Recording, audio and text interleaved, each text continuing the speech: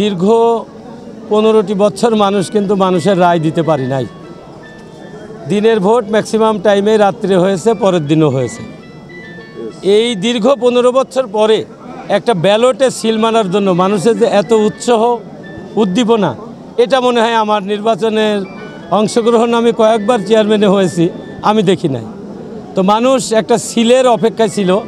সেইটা বাংলাদেশ জাতীয়তাবাদী দল কুষ্টিয়া জেলা শাখার সুযোগ্য নেতৃবৃন্দ, সেই সঙ্গে এই আসনে 3 বারের জাতীয় সংসদ সদস্য এবং প্রচুর সুনামধন্য একজন জননেতা অধ্যাপক শহীদুল ইসলামের তত্ত্বাবধানে তারই নেতা নির্ধারণের ক্ষেত্রে এই নির্বাচন ব্যবস্থা চালু করেছে এবং এই নির্বাচনে আমাদের ভোটার সংখ্যা 923।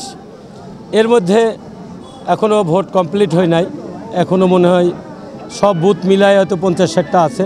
ভোট সম্পন্ন হইলেই বোঝা যাবে যে আসলে কত % পোল হলো। তবে মানুষের যে ভোট দেওয়ার উৎসাহ এবং উদ্দীপনা, এটা আসলে ভাষায় প্রকাশ করা যাবে না। 15 বছরের নির্যাতিত আর নিপীড়নের বহিঃপ্রকাশই আজকে মানুষ দেখিয়ে গেলেন। যেহেতু ভোটের মাধ্যমে নেতা নির্বাচিত হচ্ছে, জয় পরাজয় থাকবে, আপনার প্রত্যাশা পূরণ না হলে সেক্ষেত্রে দলের সাংগঠনিক কর্মকাণ্ডে নিজেকে কীভাবে সম্পৃক্ত রাখবেন?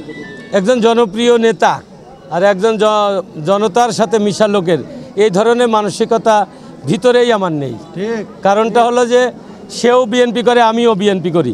নেতা কিন্তু একজন হবেন, সবার জন্য পদ না। সেই ক্ষেত্রে প্রতিযোগিতা থাকলে পরে কার কি ভুল ত্রুটি আছে সেইটা সংশোধন করা যাবে।